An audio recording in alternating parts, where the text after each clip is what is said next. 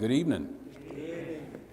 I appreciate the opportunity to come and think with you guys. I want to just say a couple of things, disclaimers, if you will, before I dive in. First of all, I'm not an expert in, racial tensions or how to ease racial tensions. I'm just a person who is interested in the Lord's church being everything that it should be. I do spend a fair amount of time engaged in conversation about some of the things that I'm going to bring to your attention tonight. And that doesn't mean I know everything, I definitely don't, but I do give it some thought. And what I'm hoping to do tonight is present some things to you, just kind of put some things on the table. And you are completely at liberty to agree or disagree with anything that I might say. I think the point is to have constructive, edifying dialogue, not to have anybody dictate things to you, to have constructive, edifying dialogue. And so I am going to kind of lay some things out there, and we do want to make time after that for you to ask questions or make comments and to have some of that dialogue. Of course, we won't complete the dialogue tonight, but if we can open it up, if we can sort of spur things along, that's what we hope to do. All right? You have seen, just like I have, in recent years, these flashpoints in our society and our culture. It doesn't take a whole lot for things to come to your awareness. I don't even watch the news because I already kind of know what happened. But things still come to my awareness. These events that take place in our society that kind of keep people on edge, and I think people should be on edge because of some of the things that are happening, but what happens when certain kinds of events take place? People tend to retreat to their social groups, right? If you're a black person, you see things one way. If you're a white person, you see things another way. If you're a Democrat, then you process it one way. If you're a Republican, you process it another way. If you're a Yankee, maybe you see it one way. If you're down in Alabama where I am, maybe you see it another way. When you see these things happening in our culture, what I observe is that people tend to fragment, and that causes tension. You can't have a good, intelligent discussion if everybody reflexively retreats to an us versus them kind of a mentality, but that's what I see in our culture. And that concerns me when I see it in our culture, but I don't care nearly as much about it happening in the culture as I do when it happens in the church. And in my experience, it does happen in the church too many times, just like it does in the society. So, and you may hear me say this again, what I see is that the church many times is a thermostat or a thermometer where we're kind of reading the temperature in the room rather than a thermostat where we're setting the temperature in the room. And that's what I think we should be doing. We should be setting the temperature, not just reflecting the temperature. But there are these kinds of racial tensions. And the tensions that we see in society, you're not surprised by that because you know what sinners are going to do, don't you? They're going to sin. But we see those same kinds of racial tensions in the church. Can I tell you that the tensions that you sometimes see in the church, and I mean in the church sort of all across our land and also in the individual congregations, the tensions that you see in the church are not new. Sometimes people behave as if we're doing something new. We are not. When I open my Bible, I see that there are these historical tensions between people from different ethnic groups, and sometimes we try to superimpose our ideas, our constructs about race on the Bible. Skin colorism wasn't really a thing in the Bible, but what we think of as a racial group or an ethnic group, we see tensions between those kinds of groups in our Bibles. So you look at your Old Testament and you can see toward the end of the Old Testament, there's this thing with the Jews and the Gentiles and the Samaritans, right? It was the Jews and the Gentiles, and then we have this Samaritan group that emerges, and there are all these tensions between them. And so when you open your New Testament, there's full-fledged animosity between these groups of people. Right? So much so that when Jesus is talking to the Samaritan woman at Jacob's well, she can say, now the Jews have no dealings with the Samaritans. What does that have to do with Jesus and this woman he's never met? See, it has a lot to do with it, because there's this historical stuff that is being brought to their personal interaction. He doesn't know her, she doesn't know him, but all of this baggage is coming with the two of them when they meet each other. I see that when the church begins, Peter goes out and Jesus has to do some number on him, has to work on him to get him to go to Cornelius' house. Y'all remember that? And when he finally does go to the man's house, he's going to his house to share the gospel with him, Acts chapter 10. And when he gets there, you remember what he says to Cornelius? Tell me why you sent for me, because you know, me being a Jew, I'm not even supposed to be here. These men have never met each other, but there's some baggage that's coming to their interaction, and it has nothing to do with them as individuals. It has to do with these people groups that they belong to and the historical tensions and animosities. It wasn't just Peter, by the way. You remember when he gets back to Jerusalem, the Jewish Christians who were there question him, challenge him. Wait a minute, we hear that you went into the house of a Gentile. They didn't know anything about Cornelius. They didn't care about his character, how much he had been trying to pursue a relationship with God. They didn't care how he responded to the word of God when he first heard it, at least initially. They only knew he's from a different people group, and we have nothing to do with them, us versus them kind of mentality based on ethnicity. That's not new. Now, what I want you to think about here, I'm saying this to you in a brief fashion. What I want you to think about is this historical tension between Jews and Gentiles, between Jews and Samaritans that pre-existed the establishment of the church, but when the church began, all of that stuff came right on in with it. See, I heard people say things like, well, Christians aren't supposed to behave that way. No, they're not, but they do. But they do. All of the baggage, the ethnic stuff, the cultural stuff, the animosity that pre-existed the church when the church began came right on in with the people. This stuff is not new. And if you can appreciate that, how that happens to other people, then maybe you can appreciate that that same kind of thing happens to us. We're not different. We're not better. We can see things in other people we cannot see in ourselves, but I'm saying to you, we are just like the people we read in the Bible. So this isn't new.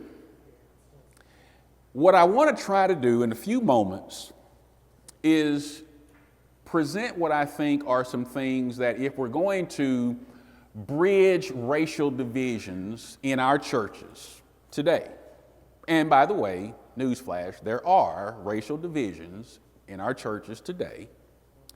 If we're going to bridge that, if we're going to do something about that, then I think there are some things we need to acknowledge. That's first. And then there are some things I think we need to do. In this kind of format, in this kind of discussion, I would really probably have to write a book to say everything I really think can and needs to be said. But what I'm going to do is just present these things in brief to you. And if any of these things sound to you like they may have some merit, then I encourage you to continue thinking about them, talking about them, and working on them, right? First, some acknowledgments. The same way that the church in your Bible began in an environment that was filled with racial or ethnical tension and difficulty, the church in the United States began in an environment that was filled with racial, ethnic tension and difficulty. Before there was a United States, there were slaves in what we now call North America. Before the Declaration of Independence, people from Africa and of African descent were being enslaved in these United States. And that went on, of course, for a long period of time. I mean, that didn't end until 1865. And some people say, well, that was a long time ago. Well, really, it wasn't all that long ago. I mean, in the long history of the world and all of that, it's not that long ago. But that's how the relationship between people of African descent and European descent in this land, that's where it started. 1865, of course, okay, slavery ends. We have the Emancipation Proclamation. What happens after that? Well, things don't immediately go to what they should have been. Instead, you have black codes and Jim Crow laws, and you have this sort of legalized, institutionalized separation and hierarchy between people of different ethnic groups. That goes on for another 100 years. Then you get to the 1960s and you have all of the civil rights movement and so forth. And of course, during that time, what was going on? Well, people were protesting the idea that they were being treated differently based on their looks, what we call at the law immutable characteristics. There's some things about me I cannot change. There's some things about you you cannot change. And can I tell you that the things about you that you cannot change have nothing to do with your intrinsic worth?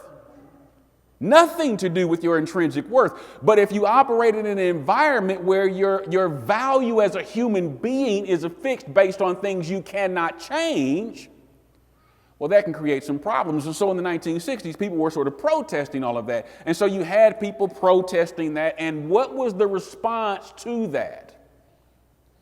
The response wasn't, you know what, you guys are right. You're raising these complaints. You guys are right, and we need to fix it. That wasn't the response. You've seen the images, I'm sure. The response was people going to jail and people going to prison and people being beaten and people being killed. The response was that progress happened, but it was slow and it was bloody. This was in the 1960s. And there are people in this room who were alive during that period of time, who lived through that, who saw that and experienced it from different perspectives. That's not the church. That's the environment in which the church in America has operated in. Now, what you have to think about, though, is that when the church began, and I'm going to focus on what I will call restoration movement churches, churches that are influenced by Alexander Campbell and Barton Stone and those folks, churches of Christ, but not just churches of Christ. It would also include like the disciples of Christ and the Christian church, but I'm focused on churches of Christ. But the churches of Christ emerged in that kind of an environment. And here's what you would like to think. You would like to think that the people whom you respect because of their knowledge of the Bible, you would like to think that the people that you respect and hold in high regard because they understood baptism or they understood the oneness of the church, you would like to think that when it came to issues like this, they knew the truth, they taught the truth, they defended the truth, and if you think that, you will be disappointed. You'll be disappointed. Now, what I want to do here is read to you some comments made by Alexander Campbell, because I don't want to characterize the man or have you take my word for it. I just want to read to you one of the things that he said that might be relevant to what we're thinking about today. Alexander Campbell was a slave owner, and he had occasion to talk about slavery, the institution of slavery. All this is pre-Civil War, to talk about slavery and the institution of slavery in his writings and in his travels and so forth. And this is one of the things that I found outstanding that he said. He said, "Much as I may sympathize with the black man, I love the white man more. As a political economist and as a philanthropist, I have many reasons for preferring the prospects and conditions of the free to the slave states. But especially as a Christian, I sympathize much more with the owners of slaves, their heirs and successors, than with the slaves which they possess and bequeath." He then says, "These opinions I express as freely in Georgia as in Ohio and Pennsylvania, and frequently hear them expressed by the masters themselves." Now, what is he saying? Alexander Campbell was defending the institution of slavery and saying that it needed to continue, and whatever the condition of black people, black Christians even, under the institution of chattel slavery, was a lesser concern to him than the welfare of the people who owned those slaves. Alexander Campbell wasn't the only person in the Restoration movement who owned slaves or felt this way. But not everyone in the Restoration movement agreed with him. Like Barton Stone, for example, freed his slaves. And people who followed Barton Stone, they freed their slaves. And so what I'm saying to you is, when this all began, the Restoration movement in the United States, you kind of had two different perspectives here. You had people like Barton Stone who said, listen, slavery is inconsistent with the teachings of Scripture, and so there's no law making me do it, but I know what God would want from me in this circumstance, and so I free my slaves. And then you had people like Alexander Campbell who had the bigger voice of the two men say, I don't really care what happens to people who are enslaved. I sympathize with people who look like me, even if they don't think like I do or believe like I do, according to the Bible. You understand what I'm saying to you? So this wasn't just what was happening in the world. It is what was happening in the world, but this was something that was happening in the churches of Christ at the beginning. I think we need to know that. We need to acknowledge that. The people that we may respect because of their understanding about one thing may not be people we can respect on their understanding of something else. So Campbell had a big influence. He traveled a lot, he preached a lot, he wrote a lot, he influenced a lot of people. And those people are people, as we go back in the heritage of the churches of Christ, those are people that we're influenced by directly or indirectly.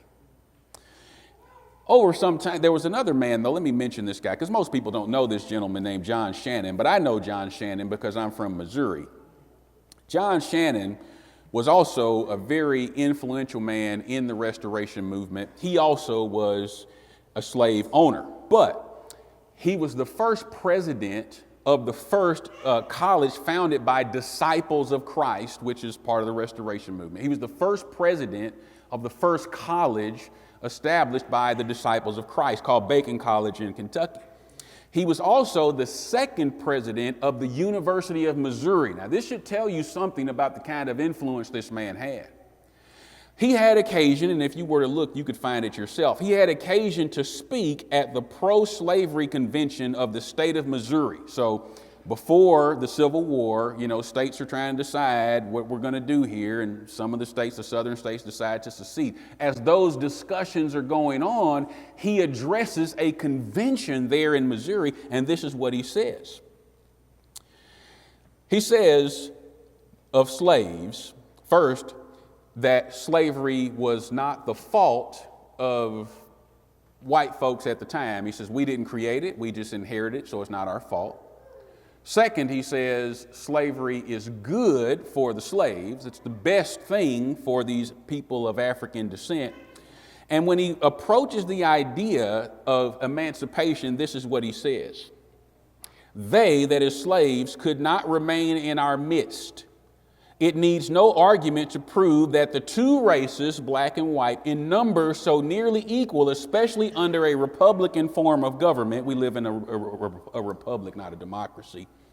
In a republican form of government, could not possibly coexist on a footing of social and political equality.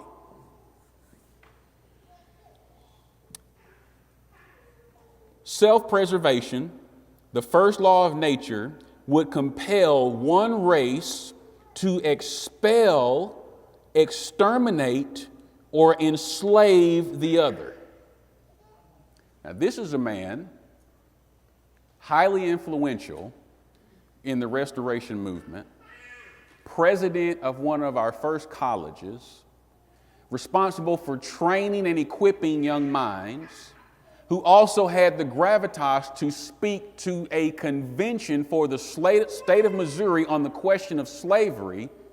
And in his mind, black people and white people could never coexist as equals, the natural state of affairs would be for one to exterminate the other. I'm saying to you, the things that were happening in society at large were also happening in churches of Christ. Fast forward to the 1900s. And you had this tension that I described in brief. You had this tension that was taking place in the larger society, okay? People began to sort of agitate for their rights and sort of demand fair treatment and so forth. And as I said, that was not always welcome. That was sometimes met with brutal, lethal force. The society itself was segregated in most every way. My grandparents are from Pine Bluff, Arkansas, my mother's parents. They grew up in a town where black kids and white kids didn't go to school together. So you had a school for black kids and a school for white kids, except for high school. In high school, there was only one. So you know what that means. Black kids finished their schooling at 8th grade because they said, we will not provide a school and your kids can't go to school with our kids. So I'm saying to you, this is what the state of affairs was. This was my grandmother was born in 1930. This was the state of affairs at the time I'm about to speak about. The society was segregated. People lived in separate parts of town. They went to different schools. And if they did work in the same places, the kinds of jobs they could have were segregated. You know, if you got an 8th grade education, what are we doing here? Okay, you're going to be a maid or you're going to do some kind of physical labor. So things were segregated like that. During this time, there is a man that you probably have heard of, Foy Wallace. Foy Wallace was a really well-known and influential figure in Churches of Christ. He was an editor for the Gospel Advocate, which is the oldest paper in our fellowship. He was a prominent speaker. His voice carried a great deal of weight. He oftentimes had things to say about race relations. Not just say, but to write. And you know, the power of the pen, if you're saying something in a certain group, in a certain audience, you know, that audience hears you. When you put it in print, it can travel a lot further and for a lot longer. And Foy Wallace did a lot of writing. Most of you at least have heard of Marshall Keeble. Foy Wallace, you know, sometimes had some disappointing things to say about Marshall Keeble. But in that connection, he makes some comments about the idea that you've got these black congregations over here and white congregations over here. And there was some people, even back in this time, there were some people who would try to participate in fellowship. It's like, wait a minute, Marshall Keeble is coming to town and he's going to have a meeting over there with the black brethren. Well, there'd be some white folks in the same city who say, well, we're going to go and hear Marshall Keeble. I mean, we're going to go and hear Marshall Keeble. Or if you had some prominent white brother who was speaking at a white congregation, there'd be some black folks say, well, you know, we'd like to come. Well, in some of those cases, what would happen is you can come, but you're going to have to come in the back door. You're going to have to sit in the balcony. Like, there's going to be this segregation when you come. Here's what Foy Wallace said about these meetings that were taking place. I am very much in favor of Negro meetings for the Negro, but I am just as much opposed to Negro meetings for white people, and I am against white brethren taking the meetings away from the Negroes and the general mixing that has become entirely too much of a practice in these Negro meetings. Now, what is he saying? I'm happy for black folks to have their meetings. White folks should have their meetings, but these should be separate affairs. And what he's observing is that people are trying to integrate these meetings. They're trying to participate with one another, and he says, I'm against it. Then he says, such a thing not only lowers the church in the eyes of the world, but it definitely is against the interest of the Negroes. Integration, he says, and by this I don't mean that kind of the legal integration. I just mean people, you know, being together and associating with one another and having fellowship across ethnic and cultural lines. He says that's bad for black people and it lowers the reputation of the church in the community. Why do I mention these kinds of things to you? If we're going to have an honest conversation about where we are in terms of racial division in churches in the United States today, we have to be honest about how we got here. I was having a conversation with the brother, and we were talking about racial issues and tensions and stuff like that. And he says to me, can't we just move forward? I'm all for moving forward. I'm all for progress, you know. So I asked him, what are we moving forward from? He couldn't explain to me what the problem is. See, we're never going to be able to walk together if we're not even agreed on what the problem is. Just ignoring what has happened is not a means for moving forward.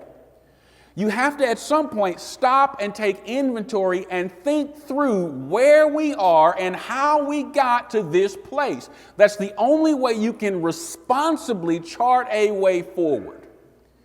Now, you can disagree with that, but I'm right.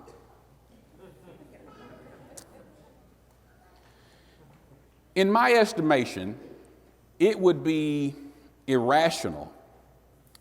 It would be willfully blind to think, and I just sketched this for you. It would be irrational to think that this history that is as old as the churches of Christ in the United States has no impact on us today. It would be irrational.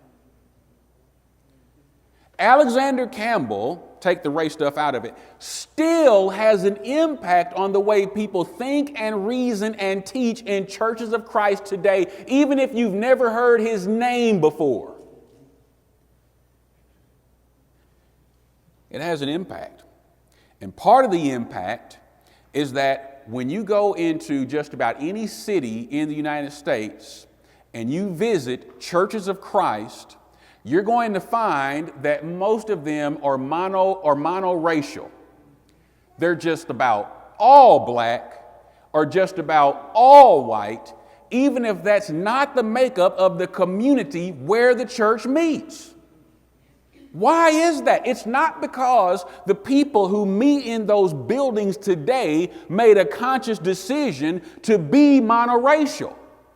That's not the reason. They're monoracial because they've always been monoracial, going all the way back to Alexander Campbell and the people who followed after him. You have to know that.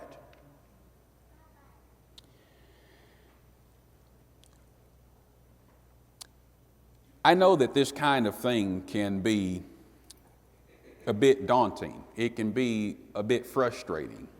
Because when you start talking about, what we're going to do about something today, and then somebody says, okay, let's go back 400 years. See, now a person thinks, okay, see, that's more than I can fix. I can't do anything about 400 years ago. I wasn't around 400 years ago, and I'm not really responsible for what somebody did 400 years ago. And then, of course, if we go back that far, then some people are going to be upset about what happened 400 years ago. And it seems kind of daunting. And so what happens is people they don't want to engage in the conversation because it seems overwhelming. What I want to suggest to you is that you need to take stock of the past. You need to be honest about the past.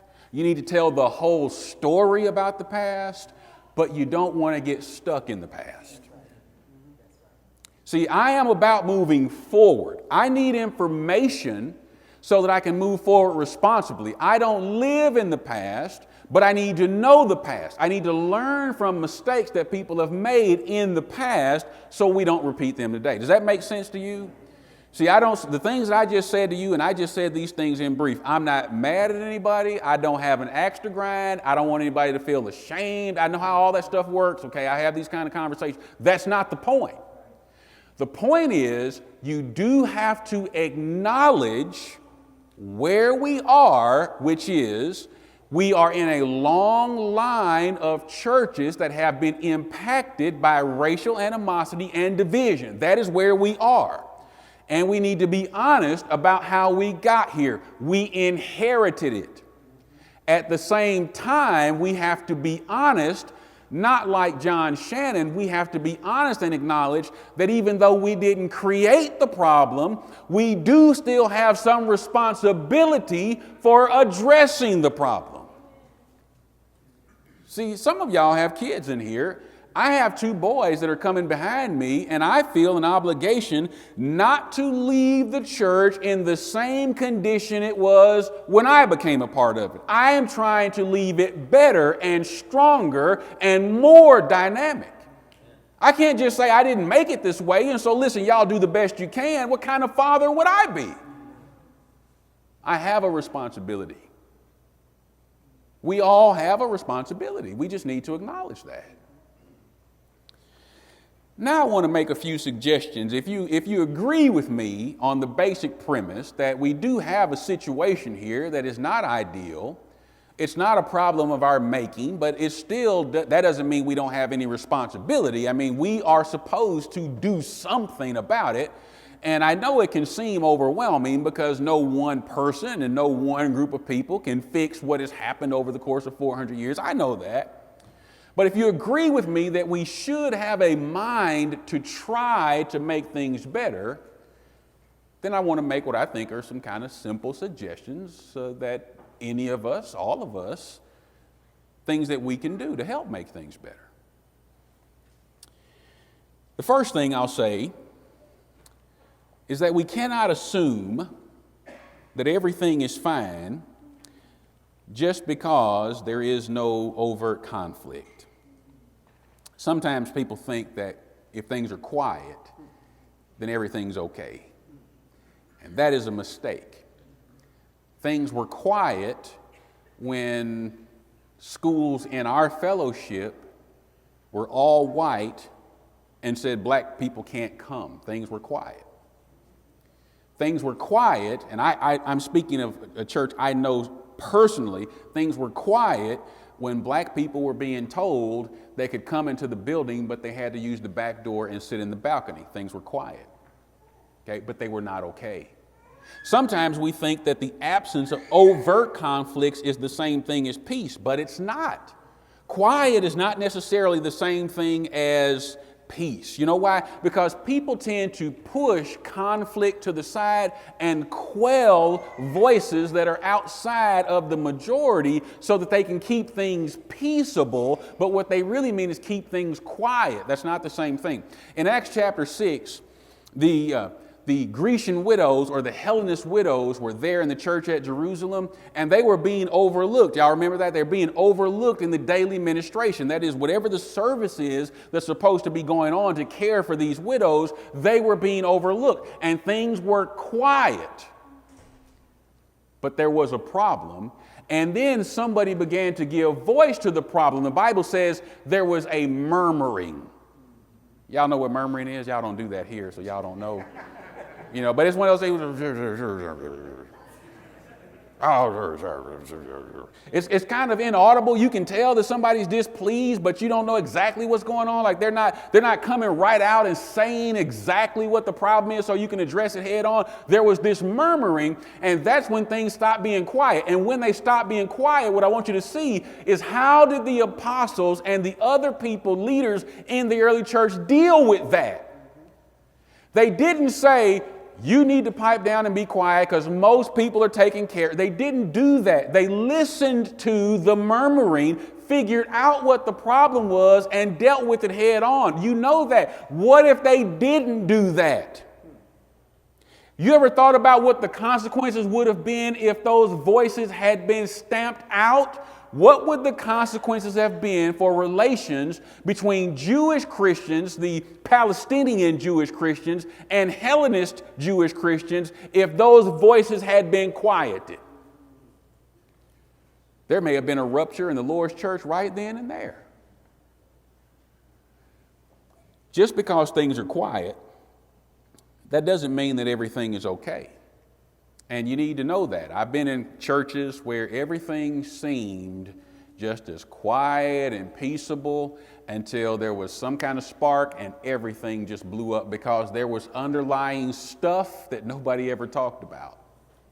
That's the first thing. Don't assume that everything is okay because it's quiet. The second thing I'd suggest to you is that we should all follow the suggestion in Scripture that we examine ourselves to see if we're in the faith. That's 2 Corinthians 13:5. We should not assume that we're okay. Most people reason like this: I'm okay. He agrees with me, so he must be okay. Now, what's wrong with that kind of thinking? You make yourself the standard for what is good and right and proper, and when anyone echoes what you believe, then you say, then they are good and right and proper. What if you are not good and right and proper? I've never met a bigot who said to me, I am a bigot. Have you? I've never met a person who was a racist or a misogynist. I've never met a person who had heart trouble when it came to bias and bigotry and discrimination, who knew that they had heart trouble regarding race and bias and discrimination. I've never met a person like that. And when I do meet people who can kind of acknowledge that they're not where they're supposed to be, that's usually after a long life of not knowing it, and then they begin to kind of come around. What I'm saying to you is we can't start off by thinking, however I see issues of race, those are right. We've got to be willing to examine ourselves. You don't have to be, let me just tell you this, you don't have to be a racist to have heart trouble when it comes to race issues. See, I'm kind of careful about how I use certain words, and you start having conversation, man, and first thing somebody throws out, racist. Well, that just blows the whole conversation up, because I don't know that there are as many racists as there used to be. These terms have really specific meanings, and a racist is a person who thinks that one race is inherently superior to another race. Now, there's all kinds of things that follow from that, but that's what a racist is. And I don't know that there's as many of those people walking around. There's some, of course, but I don't know that there's as many of those people walking around as there used to be. But there are bigots. See, a bigot is someone who's intolerant of people who are different. And there's a lot of bigotry. And you don't have to be a racist thinking you're inherently superior to other people to be intolerant of people who are different than you are. That is a heart problem. There's a such thing as bias. And everybody has biases, but a bias is the idea where you tend to favor one thing or one group of people over others. That also can be a problem. Everybody has prejudices. Everybody does. That just means that you sort of don't always do the work of thinking through everything on an individual basis. You make some prejudgments. Everybody has prejudices, and some prejudices are relatively benign, and some are pretty damaging. What I'm saying to you is if you want to see things improve, you have to be careful to examine yourself. Don't begin by looking at everyone else to see if they agree with you, if they see it the way you see it, because you're not the standard. You've got to evaluate yourself first. Jesus said, listen, if you're going to judge other people, you've got to take the speck out of your own eye, then you can help them with the log that's in their eye. Peter brought his Jewish background with him into the church, and it impacted other people. It impacted his willingness to have communion with Gentile Christians. You read about that in Galatians chapter 2. And if we were to look at Peter, we think, well, Peter's been with Jesus all this time. He's the first spoken among the apostles. Peter is right. Peter was not right. Peter influenced a man named Barnabas, who the Bible calls a son of encouragement. In Galatians 2, the Bible says that Peter's example was so striking and influential that a large group of people went away with him, including Barnabas. Barnabas was a pillar in the early church, and he had a heart problem too. It wasn't as obvious maybe as Peter's, but I'll tell you something, it may have been just as harmful. We've got to look at ourselves. We cannot think that we come through a society that is increasingly godless and selfish and has all of these racial troubles. We can't think that we come through all of that not being influenced at all. I mean, that's just unrealistic. And so we have to examine ourselves. The third thing I'll tell you is that we do need to educate ourselves. We need to educate ourselves about history, and we need to educate ourselves about the problems that have existed in the society at large and also in the church. That's why when the brother asked me, can we move forward? And I asked him, well, what are we moving forward from? Listen, it wasn't that I was trying to have a retort to what he was saying. I just wanted to get an understanding of what are we talking about. He didn't know what he was talking about. He just wanted to get past it. Well, it's easy to get past something when you don't know what you're talking about. And it's going to make you uncomfortable to see certain things. It's going to make you angry at times to see certain things. It's going to make you embarrassed at times to see certain things. But if you're going to get past it, you have to know what you're talking about. The problems that we see today are less extreme many times than the evils that we saw in former times. But they can't be ignored. And education helps us to better understand the problems, the people, and the approach that we need to move past things in constructive ways. Education does that. And whenever you have a situation where people don't want you to have the whole picture, I would say to you, that's dangerous. Paul in 1 Corinthians chapter 9, beginning at verse 19, he explains that he took a different approach when he was dealing with different people based on their background, and so he would say, to the Jew, I became a Jew, and to those who had the law, then I was beholden to the law, and the people who didn't know the law, then I wasn't beholden to the law. What's he saying? And then he goes on, he says, listen, I became all things to all men that I might by any means save some. What's he saying there? He had to educate himself about the background of the people that he was dealing with so he could be effective in dealing with them. It'd be like if you were going to go on a mission trip to China. Would you do a little research on the Chinese culture? Would you find out about the mores and how they customarily do things so you could be effective in dealing with them? Well, listen, he was talking about in the same geographic area, I'm just running into people who have different cultural backgrounds, and I need to inform myself about their specific backgrounds, and then I need to kind of shape my approach so that I can be effective in dealing with them. I'm saying to you, sometimes in the United States, maybe we all share in the same larger culture, but there are subcultures in the United States. And if you're going to talk with people, if you're going to bridge gaps with people, you kind of need to know what you're talking about. It's not enough for you to know how you grew up and how you've always seen things. If you're going to be effective dealing with other people, you've got to educate yourselves about them. A fourth thing I'll mention, we should be intentional about engaging with Christians across racial and cultural lines. People talk about race all the time. I hear people sometimes, well, I don't talk about race. Yes, you do. Yes, you do. It's just that you only talk to people who look like you and think like you. See, you don't make the effort to talk to people who have a different background and a different perspective. You exist in this echo chamber where nobody's ever going to challenge what you say. But if we really want to bridge the divisions that we've inherited, we have to do some work that people in the past weren't willing to do. We have to engage people, talk to people, be intentional.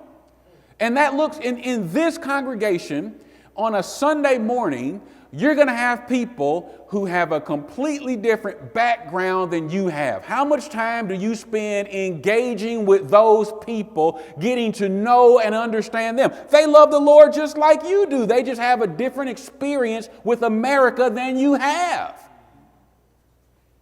You're going to have people who come in from this community and they're not all going to look like you. You've got to be intentional about engaging those people. You know what?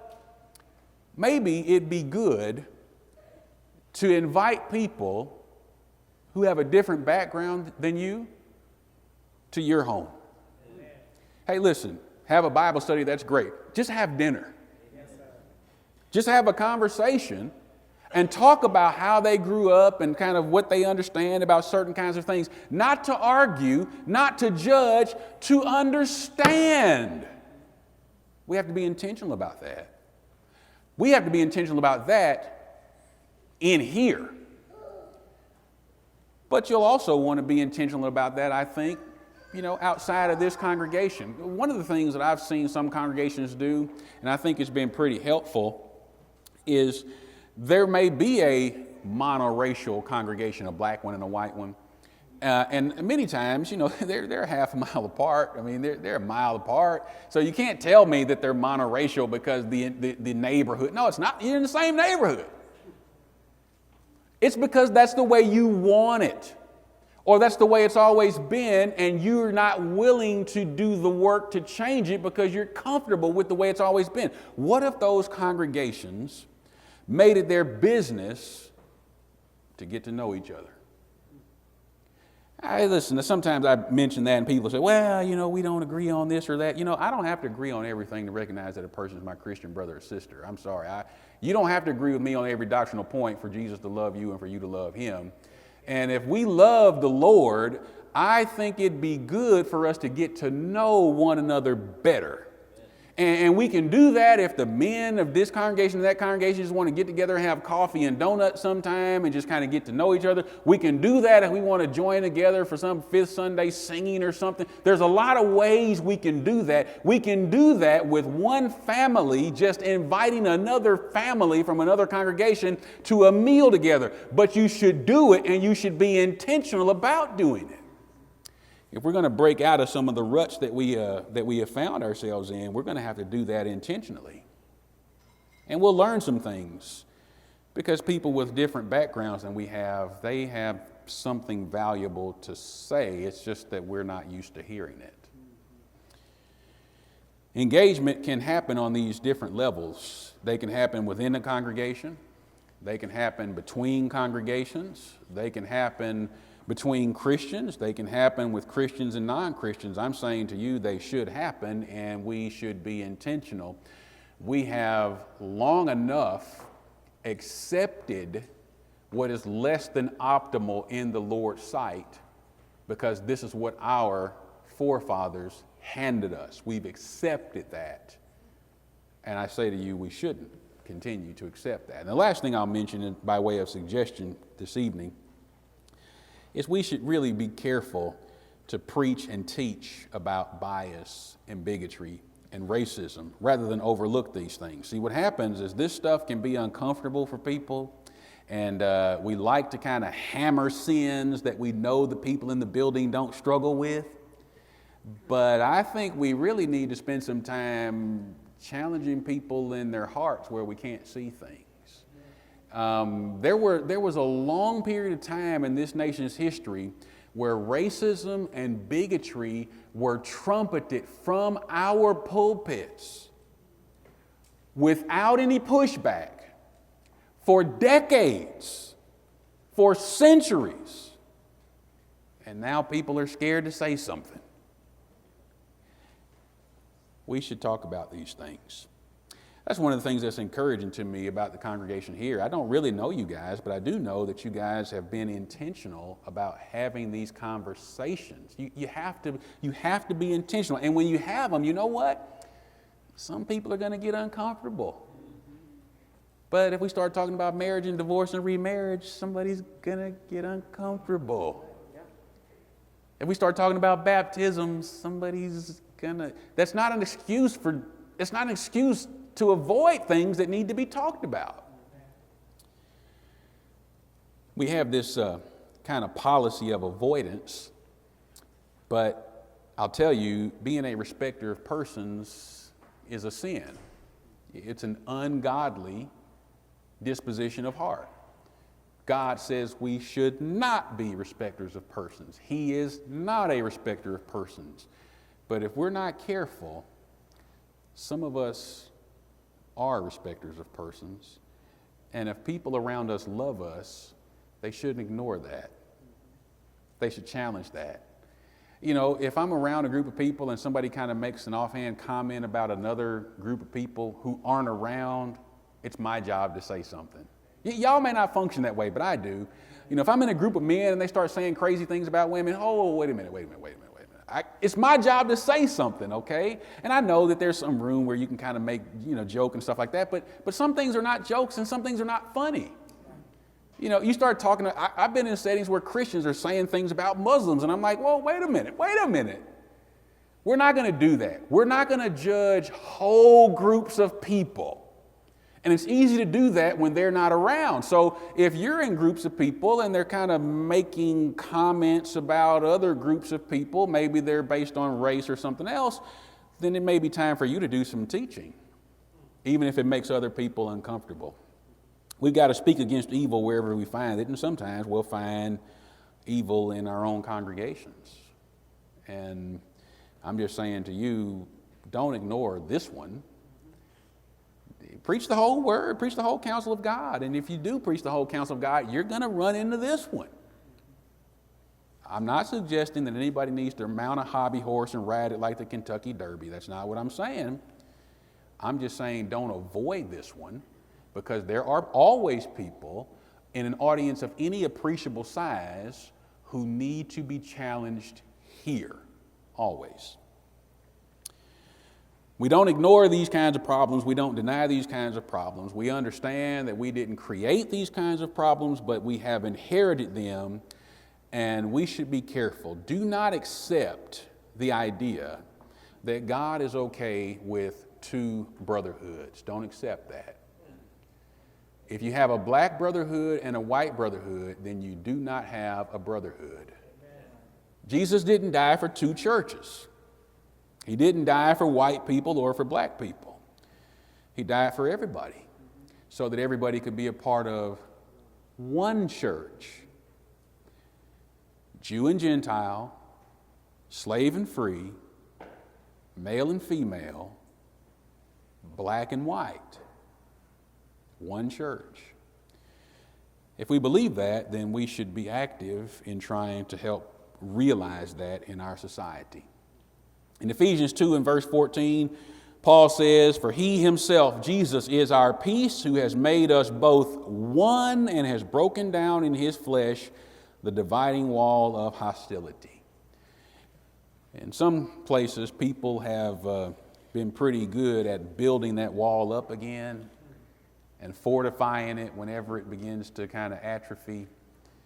It's our job to make sure that if there's a wall between black people and white people or any other group of people, that we're helping to keep that wall down, because that's where Jesus wants it. He died to bring it down. I appreciate your time, and we'll take a break. I just say to you again, the things that I just said, I know I said in brief. There's some things that, maybe it'd be better if I said a little bit more about. There's some things that I said that may not have sat well with you. I'm okay with that. That's why we're going to have the question and answer time. I'd be more than happy for you to, ask me anything you feel like I need to say more about. If you want to challenge something that I've said, those kinds of things don't bother me. We should have the conversation. What I don't want you to do is walk out thinking, well, this guy was just, he was just all washed up and he didn't know what he was talking about, and so you just walk out. No, let's have the conversation. I may be all washed up. Straighten me out. Help me out. Thank you for your time. All right. Y'all think I'm going to bite in the back? If people have questions, what happened? Okay, well, listen, I don't have an agenda. This is the time for you guys to ask questions, or if there's something else that you think needs to be said, then that's what this time is for.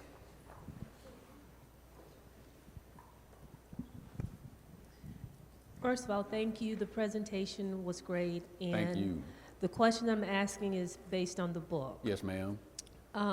And it is question 5 about what points does a man or woman become more committed to his or her race than to Christianity? Okay. And the bullet was, do I find myself more passionate about my views on race relations than I am the gospel? Am I more outspoken about racism than I am about other sins? And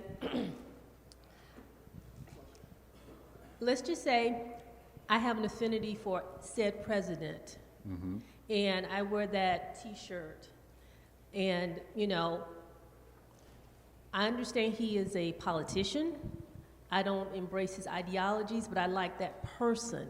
But then if you spin and you put on the ear of if someone says, okay, I saw said flag, and it's viewed as this, how do we navigate that space to have those conversations? Because, you know, I've heard it's culture, not hatred, as it relates to a flag.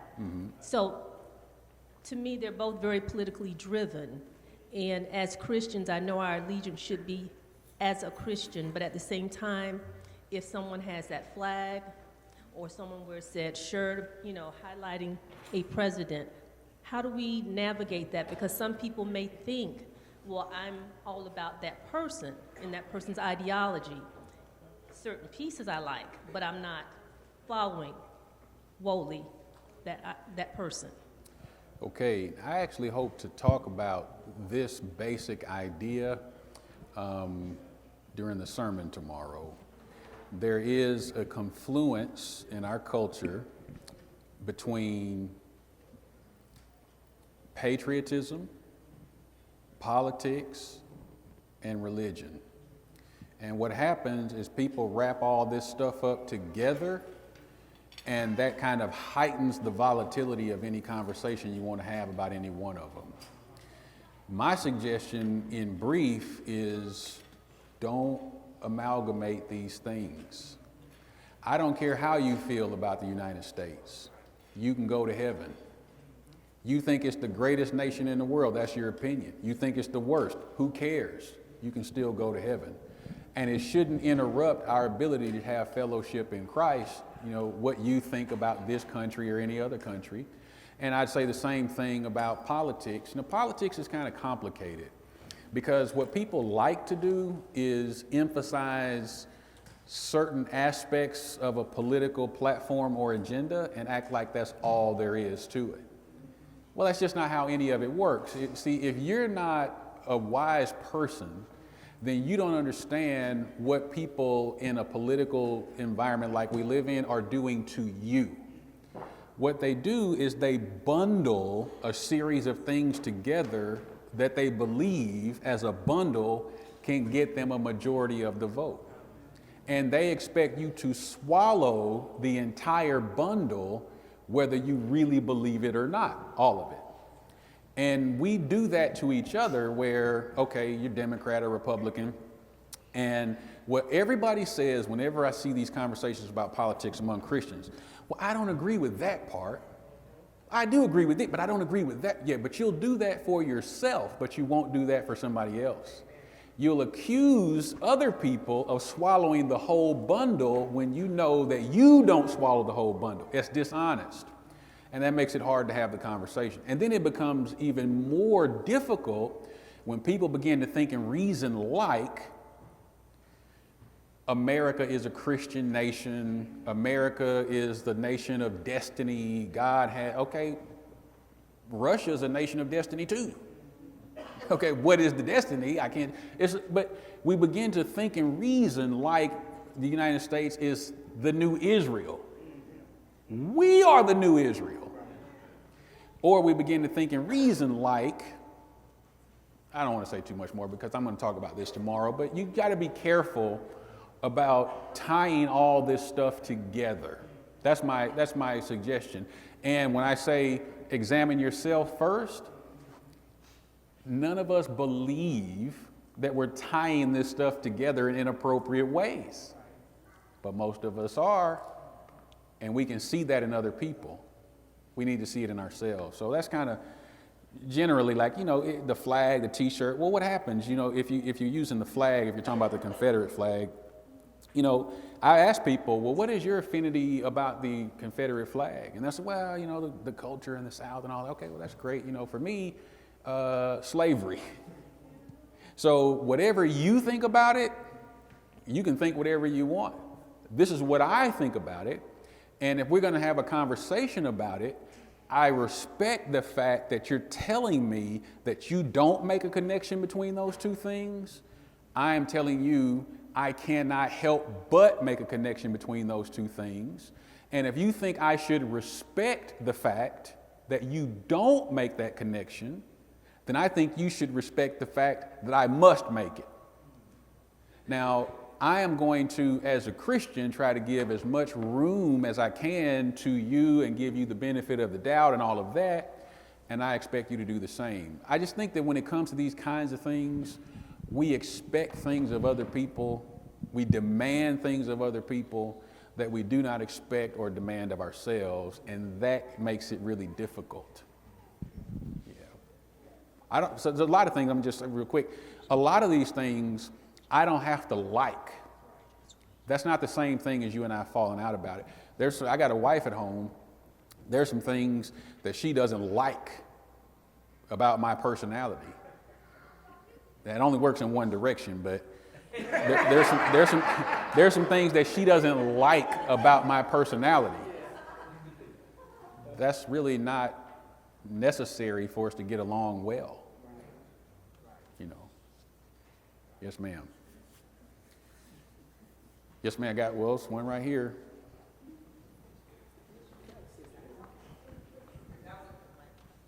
I'm going to try to be a little bit more succinct because that was a good question, but I'm going to preach on that tomorrow. Yes. Good.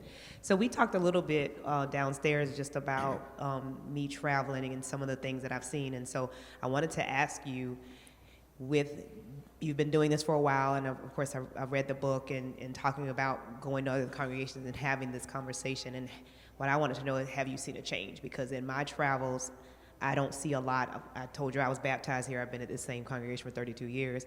So this is kind of the norm for me. Mm-hmm. But when I've gone to other places, I've had the experience of it's an all-black congregation, it's an all-white congregation. Some are welcome and some are not on both sides. And so I've just wondered over the last few years that you have been kind of engaged in traveling and engaging in this conversation, if you've seen some movement in a positive direction. That's a great question. I had the same experience in that most places I go are all one or the other, call them monoracial. You know, there's one race of people, 95% in that congregation. I do think there has been some movement because I do think that some people are tired of the way things have been. And I think especially younger people, you know, there's some folks, just be honest, you know, they're just going to have to die. You know, they're going to have to die in order for some progress to be made. I've been in some situations where younger people are asking to do certain things or to try certain things, and it's the old generation of people who grew up and they just carry all this stuff with them and they just can't stomach it. Those people are going to have to die before certain changes can be made. But I do think there has been some progress. I will say to you, I don't know that it's been drastic, visually drastic, but changes in individual people's hearts and minds over time will carry the day. It would be dangerous in some circumstances to try to do something real drastic. You know, you just take two congregations of people who kind of have different backgrounds and different idiosyncrasies and stuff and smash those two congregations together and hope for the best. Like, I think that'd be irresponsible. So it takes time of people getting to know each other and working out some of those differences over time. When you try to do it all at once, I know some congregations, though I do know some congregations that have merged in the last several years since 2020, and it's all gone well. All the ones that I know of, they've gone well. Black congregations, white congregations, you know.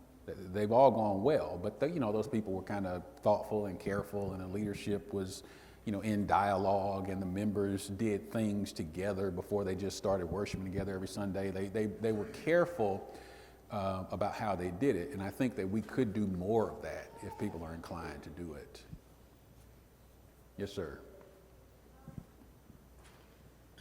So, kind of piggybacking off of that idea of how you put it, some people are actually going to have to die for us to move forward, kind of thing. So I have a father who has experienced a lot of the different traumas that happened within the 60s. And so, like, me growing up, I didn't really see racism at all. Like, it wasn't until I got around some other people that I realized that this was a much more prevalent thing happening to people of my ethnicity that I didn't even realize was going on until I like got other people's perspective. And so, like, you mentioned as you were talking, becoming more educated about these things and the different perspectives that people experience and see and witness. And the thing that I wonder about is, how do we reconcile becoming educated without becoming bitter? Because I know for myself, as I became more aware of the things that were happening, the more that it hurt, and the more that I began to sympathize and see what was going on that I was oblivious to for several years before I actually knew, and I became somewhat saddened and had to reconcile, like, how do I feel about this versus changing my perspective as to the fact that this is not everybody. And I know that is a thing that happens a lot of times. We make a lot of generalizations and say that, hey, this is how this group of people acts. But if I hadn't known, then that would have never been the case to begin with. So it's like, how do we reconcile becoming more knowledgeable without becoming embittered by the fact that these things do exist and that we have to do something about them? So that also is a good question, a really practical question. I think you have to be careful. When I say you need to educate yourself and be knowledgeable, I believe in comprehensive thinking. What happens is if you get into sort of a tunnel and you just, all the information you take in is down a certain road, that's going to lead you to certain kinds of conclusions. I believe in comprehensive thinking. So for example, I know, because I've studied it, that some of the more prominent people in the Restoration Movement, I mentioned to you, they were slaveholders, they were fierce defenders of slavery, they advocated going to war with the North. I need to know that. I also need to know about Barton Stone, and there's large groups of people who freed their slaves and required that people who were with them free their slaves. See, I need to know both sides of that. When you talk about things that happened, and my mother's, my father's generation, they came through the 60s and all that. I mean, I know the bad things that happened. I grew up in Missouri. Missouri is a slave state. The Dred Scott decision's right there downtown St. Louis. I mean, I grew up in a city where on this side of the bridge, black people lived, on this side of the bridge, white people lived, and it really wasn't safe to be on the other side of the bridge. Like, I grew up in that kind of an environment. So I know the bad things, but I also know people who lived on the other side of the bridge, who put their life in jeopardy and who gave folks opportunities. So I'm saying that's what I mean by comprehensive thinking. If all you ever take in is the negative, then you're going to become a negative person. If you talk to black people and the only thing they can tell you are examples of white people doing negative things, what do you think their mindset's going to be? Well, then their education is not comprehensive, because there are plenty of white people who did good and helpful things. If you talk to a white person who can only tell you about negative things that black people have done, what do you think their disposition and their outlook about black people is going to be? They need to be educated. And this is a bigger thing, especially here in Florida. But people are not going to get a comprehensive education about race in a school system. It just doesn't really work that way. So you're going to have people who are comprehensive thinkers to kind of fill in the gaps and the information. If all the literature you read is written by people who look a certain way, okay, if the history books are all written from the perspective of people who look a certain way, you're going to get a one-sided education, which is going to steer you towards some lopsided thinking. So I think the key is educating yourself comprehensively. When I think about these things, like, so if I'm going to talk about race issues, I don't really talk about race issues as much with black people. I've been black my whole life, okay? I kind of am aware at this point of what the black experience has been, broad strokes. I don't know everybody's experience, but I kind of am aware of what the black experience in the United States has been. I have talked to enough people. I have my own anecdotal things to bring to the table. I like to talk to people who have a different background than I do, because those people help to expand my thinking.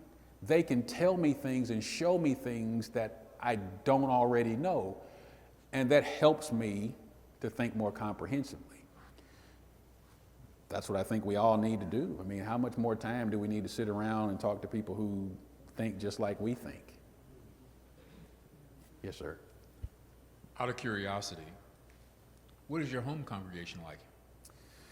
So the congregation where I preach, Perry Hill Road, I don't know the exact numbers, but it's a fairly, mixed, diverse congregation racially. Probably about 100 people. I have 2 elders, 1 black elder, 1 white elder. I preach there, so you guys maybe figure out I'm a black guy. And I have, we have 7 deacons, and the deacons are white. So we have 1 black elder, 1 white, 1 black preacher, and 7 white deacons. No issues at all. We just don't have any kind of, there's just never been any hint of a racial difficulty. Now, the makeup of the congregation historically has been, mostly white. I'm going to say 90% white. But it's not 90% white now. I'm going to say maybe it's 70-30 or 65-35, something more like that. Still a majority white. But, when you have a diverse leadership, that encourages diversity amongst the membership, and that's what we have. And I actually it's interesting that you asked me that. I actually, last Sunday, the sermon I preached was about diversity. And my point in preaching the sermon was to encourage our members about the diversity that we have. It's beautiful.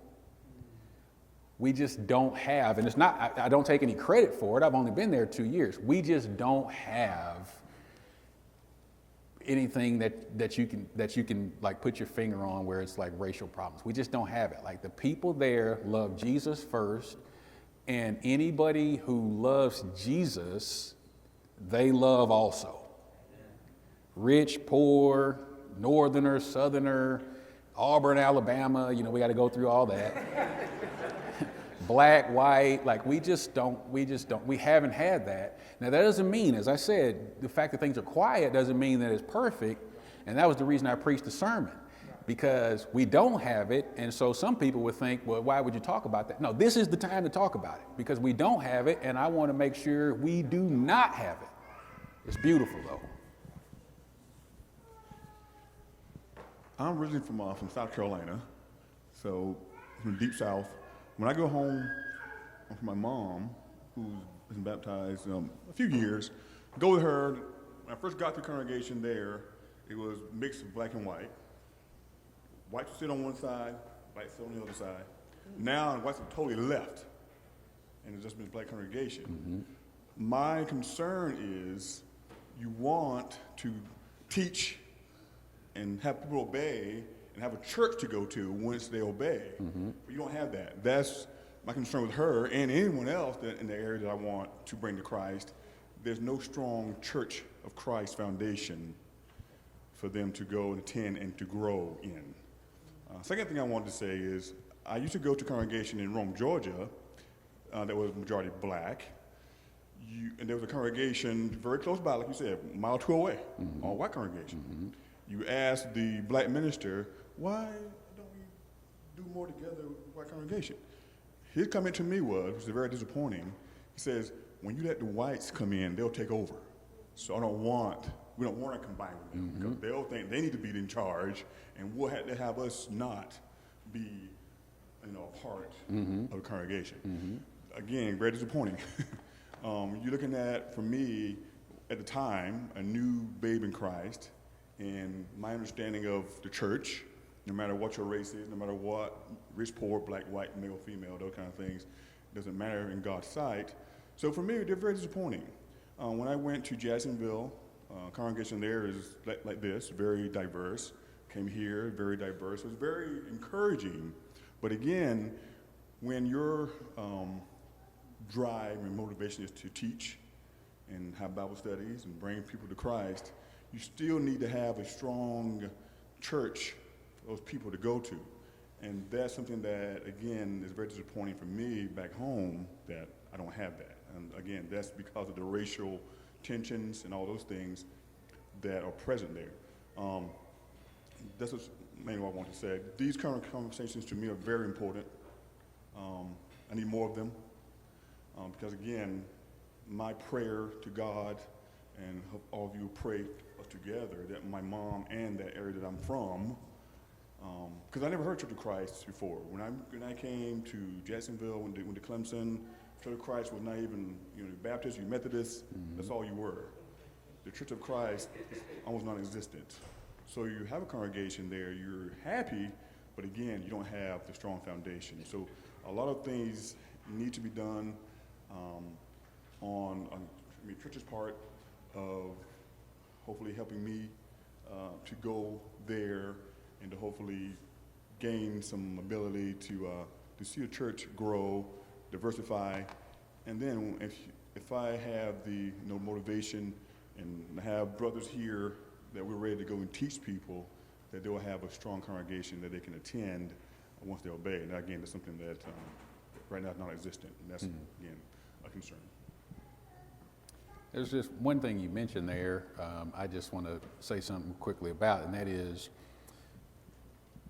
when it comes to the existence today of black congregations and white congregations being separate, I mean, we know the history of sort of how that all began, and nobody in here, nobody alive today created that.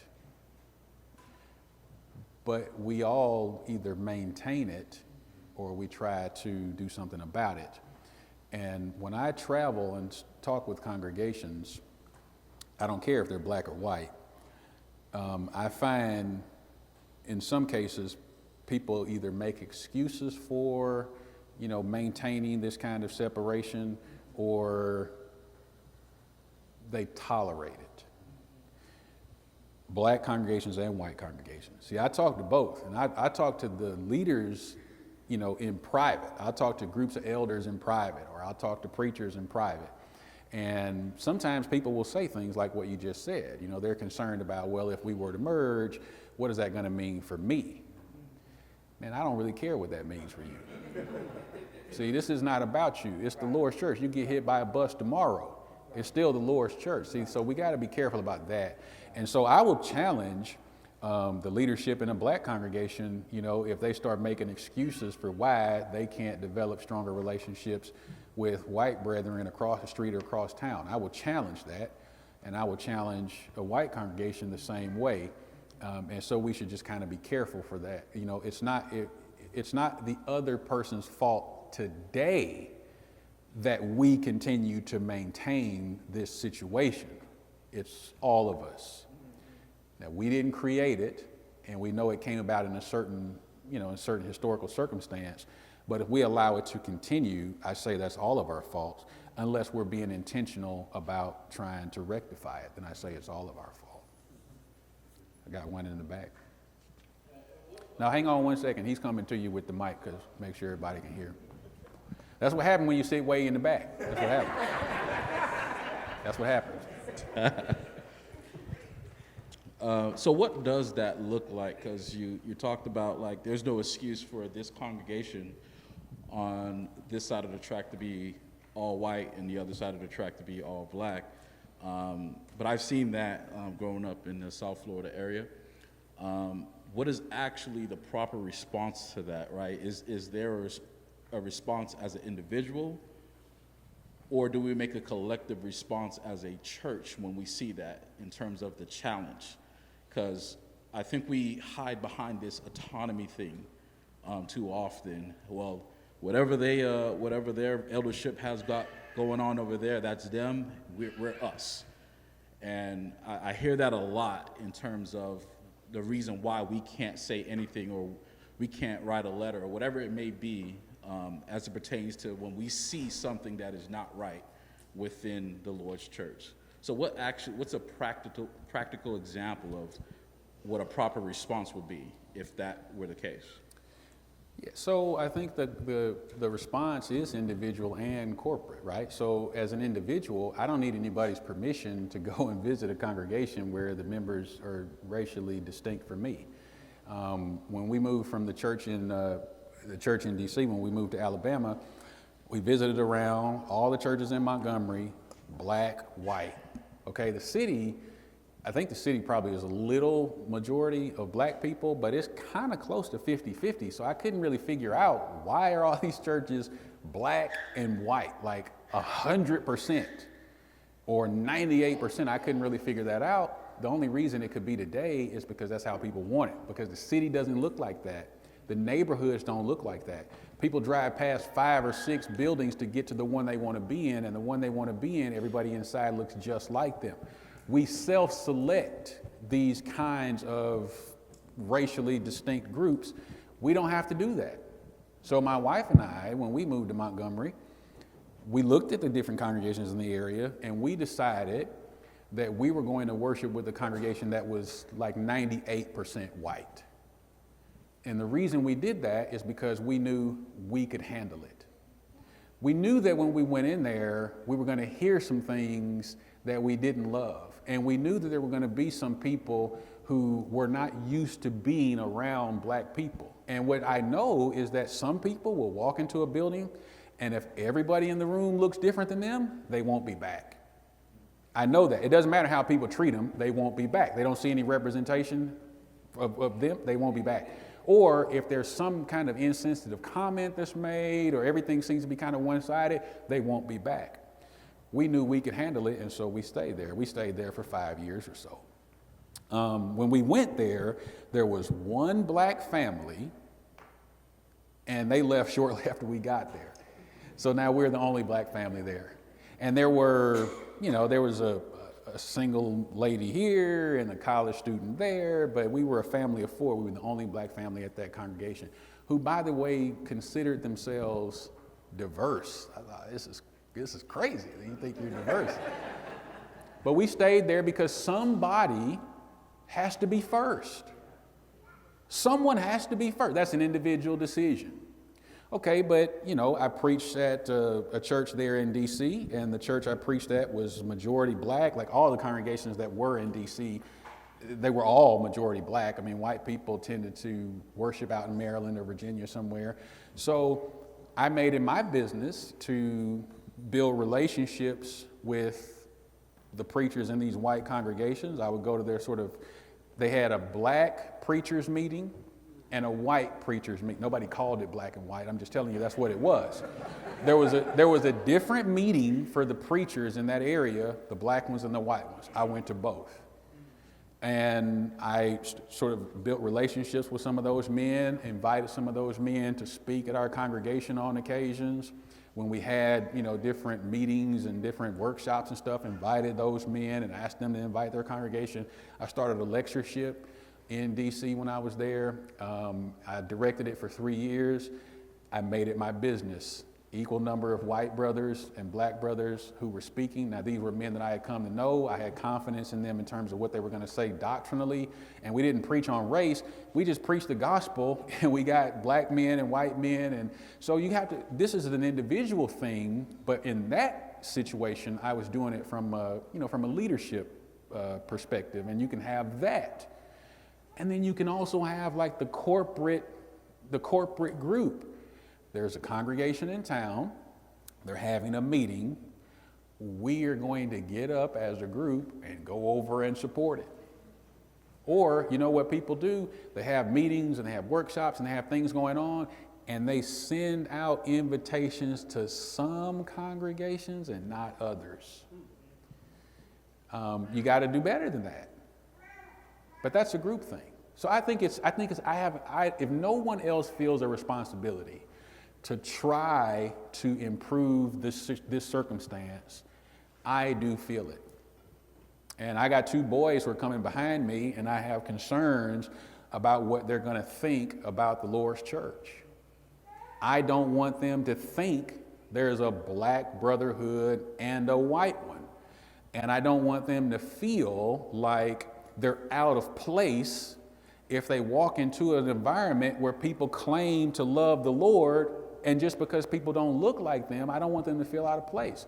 I have to make it my business to teach them, to show them how to go into these different environments and to be who God wants them to be a good example and a good influence wherever they are. I think it's kind of a combination of all of that. Everybody in here has a responsibility. And if you neglect it, you're going to have to answer to God for that. But their leaders they obviously have more influence. That's what makes them leaders. And so there's some things they can do as leaders that you can't do just as a person sitting in the pew. But if we all who are sitting in the pew decided to do something together, guess what? We don't have to wait for our elders to tell us that there's a gospel meeting across town and we can go. We don't need their permission. I'm sorry to say, I hope I didn't do this. I don't want to stir y'all up, but we don't need their permission to go. Amen. Yeah.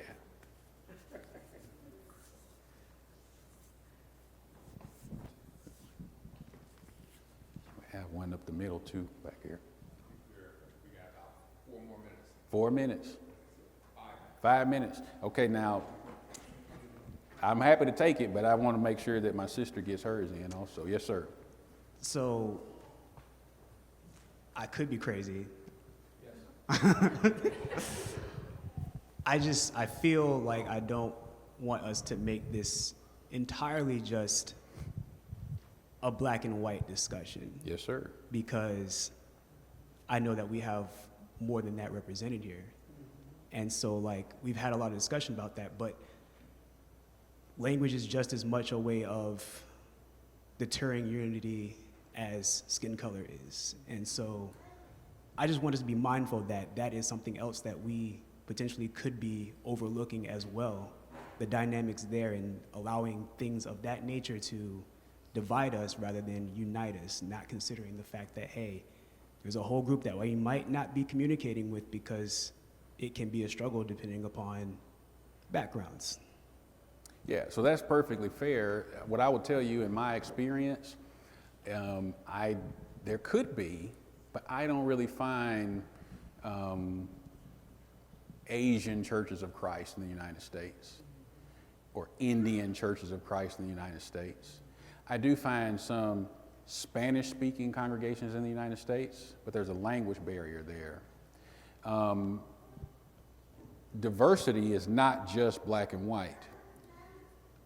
The unique problem that we have in the United States is pretty much black and white, because the historical difficulties between people of different ethnic backgrounds in the United States are pretty much between black and white people.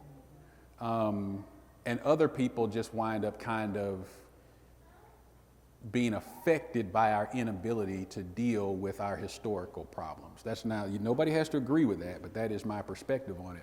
What I find is that I've seen plenty of congregations where there are Spanish-speaking people, and they meet separately because of the language barrier. But I've seen this in black congregations and white congregations where they have a group of Spanish-speaking people who meet separately, and then they still are able to do some things together. There isn't a racial dynamic there. If there is, it's not the same as what I'm talking about. It's nothing like the Jews and the Gentiles. It's not this historical animosity. That's my perspective on it. And so that's why we focus on it. But you make a good point that we shouldn't focus on it exclusively. You make a good point. The congregation where I am, we have people from other countries and all of that. But honestly, they were going to worship in a congregation with people who were different than them, because there are no congregations of people who are just like them culturally. Yes, ma'am. Dawn? Oh, yeah. Okay. Sorry. This is a very naive question, so I'm sorry for asking. But you talk about some people won't go to the church or they won't be back if they don't look like them. But as a Christian, though, aren't we supposed to look like each other anyway, just based on the qualities that Christ have asked us to have? So I guess for me, like, why does it matter? Yeah. So that's a good question. Are we supposed to look like each other? Yes. Do we always? No. So when I was at the church I was describing before, where I was there for 5 years, when all of this racial stuff was going on before COVID, I wasn't the pulpit minister there, but I was preaching 25 times a year anyway. And this was during the time where there were these police killings and all this kind of stuff was taking place. Botham Jean was killed in his apartment. I was preaching at that congregation at that time. The prayers that were being prayed were all one-sided. All the comments that were being made, they were all one-sided.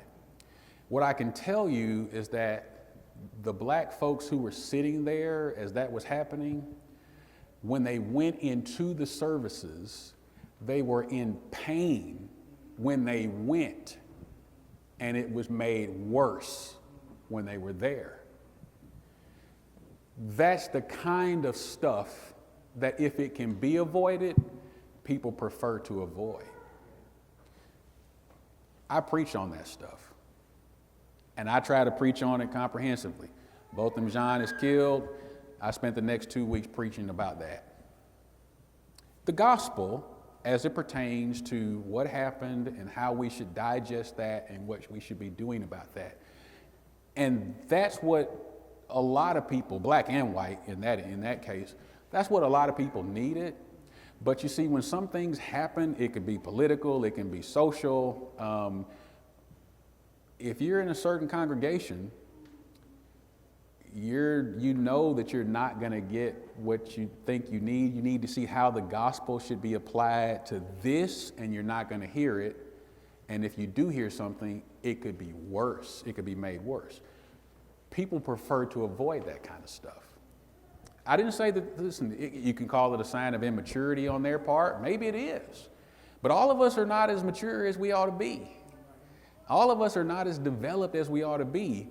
And if there's things that are going to be said and done that are going to kind of make me feel marginalized or that are going to hinder my development, and I'm trying to choose about which congregation I'm going to be a part of, I'm going to choose a different one. I understand that.